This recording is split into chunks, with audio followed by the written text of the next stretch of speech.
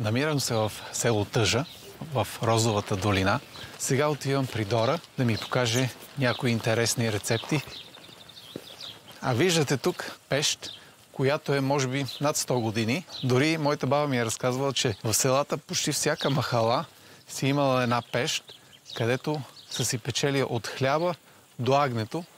Виждате, още с кирпич е правена и вътре е доста голяма. Може би 4-5 агнета може да се върнат вътре. Това е един вариант на бавното готвене в кухнята и то от векове наред, което в момента и в нашите кухни е много модерно да се готви на бавен огън.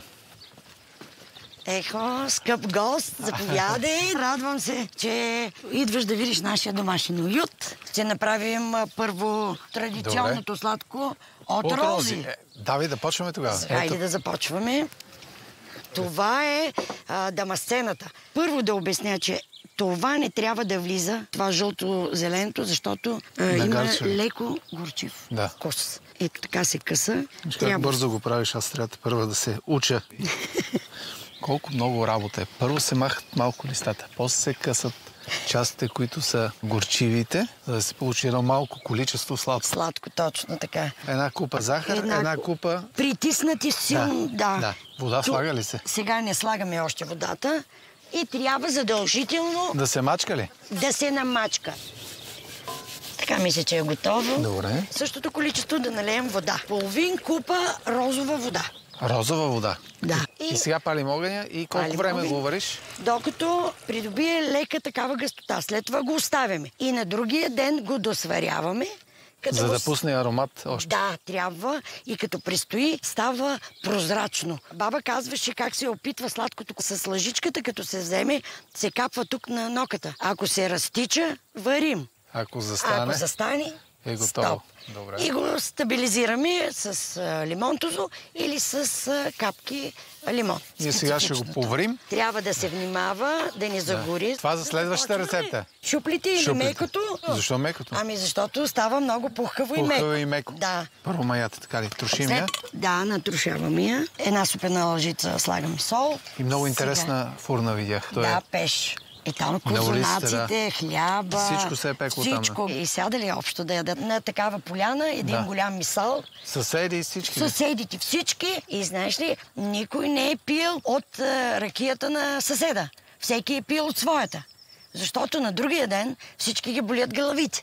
И ако ти си пил от съседа, ще кажеш, бе, каква ракия ми даде, знаеш как?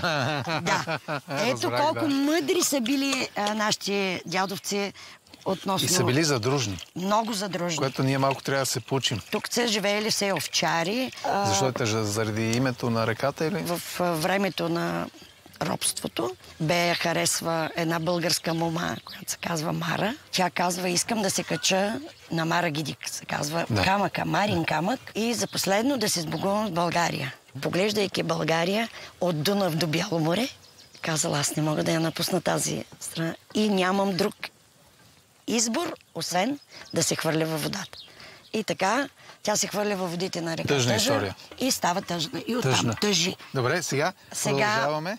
Колко слагаш или на око? На око, докато стане като боза. Колко време втасва? Докато шупни. Според слънцето и времето. Ако е топличко... Готово ли? Добре ли? Завиваме го, оставяме да шупне.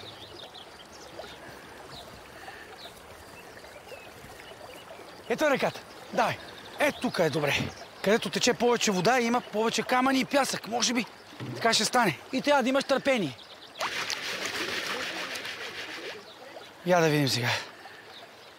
Ела с камерата. Ела тук да видим. Поне едно от камъчета да е златно. Андре, ловец на храна. А аз, ловец на злато. И авантюрист. От тук нататък почват моите авантюри и моето търсене. Ставам аз ловец. Ето това. Не успях по моят първ метод. Сега втория метод или план Б.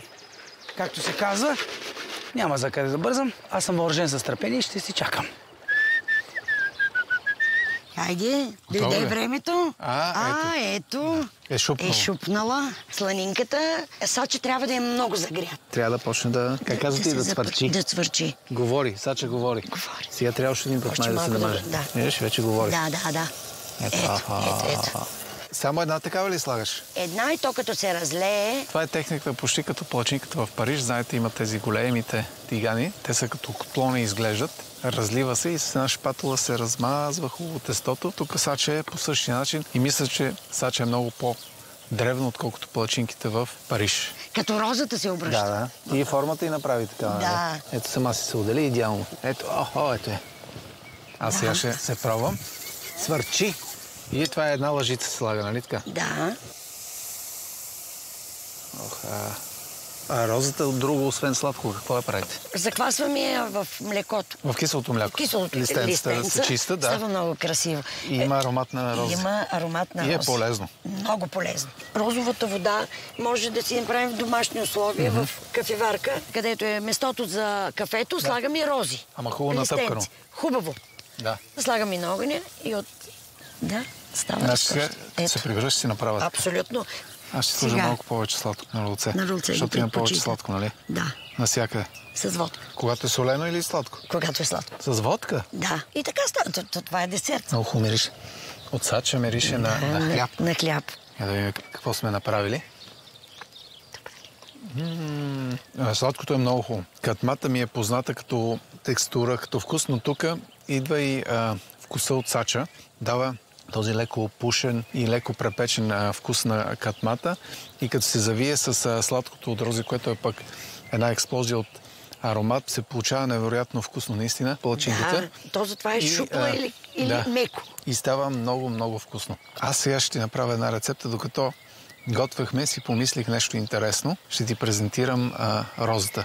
О, много благодаря. Ще хапнем кашкавал пане с салата от рози. Ще вземем едно яйце, малко сол, ни жесте от царевица, от ориз. Разбъркваме хубаво. Да се получи почти като шуплата. Сега ще сложим кокоса и той кокоса после става един много приятен.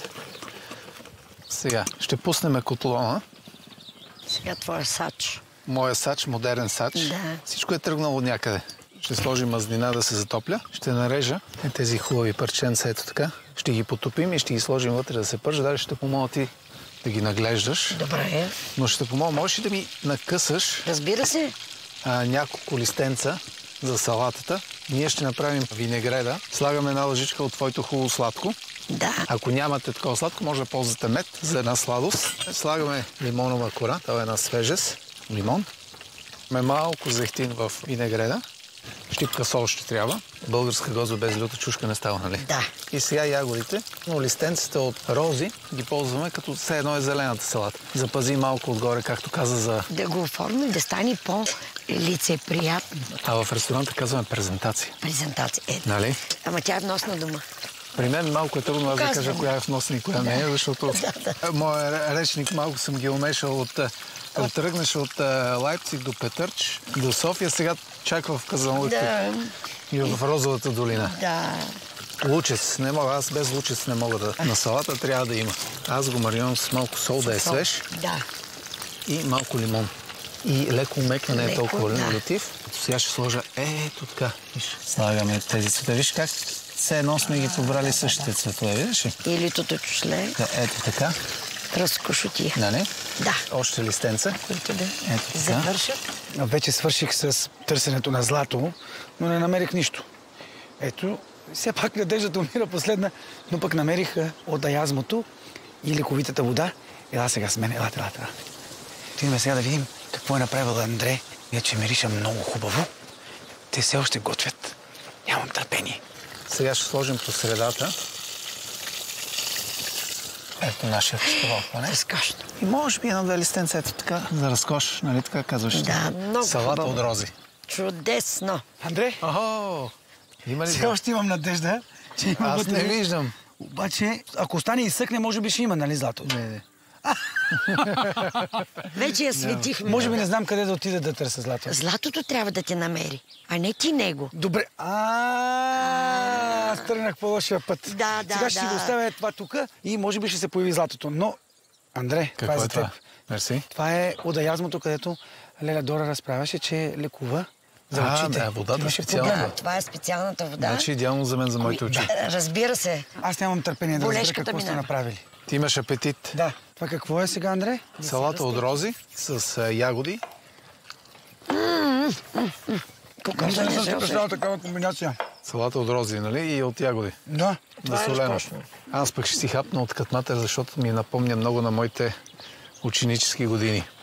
А това какво е точно катма? Шупли. Тук му казвате шупла ли? Шупла, Да, меко. шупла с сладко от рози. Да, е така. Чудно е. Много вкусно. Много ми харесва. Това ви се е получило страхотно. Тук ми изненада мен много. Много хубав ден. Значи, Хареса ли ти много нашето ми хареса пътуване? с тебе. Ако ме задържиш още малко, ще се радвам още повече. Шуплата върви с ликьор от рози, с домашно бяло вино, Коктейл. коктейл. Здраве. А виното е ваше. Виното е домашно производство от нашата градина. Шуплите и Това е този като десертно коктейл. вино, почти коктейла. Точно така. Да. А за пеене работи ли? Разбира се. Значи аз тогава мога. Ти винаги пееш. Да. Така че Хващай китарата и начало. Разрешено е, да. Ми не знаете. Здраве. започнахме нашето пътешествие в Розовата долина, но нямам търпение отново да пътувам в цяла България, да откривам традициите и да ви ги показвам. Ти знаеш ли тази песен? Идва от моя край обаче. Ще ти спя за твоя край. Карамфило, фил-фило. Карамфило, фил-фило.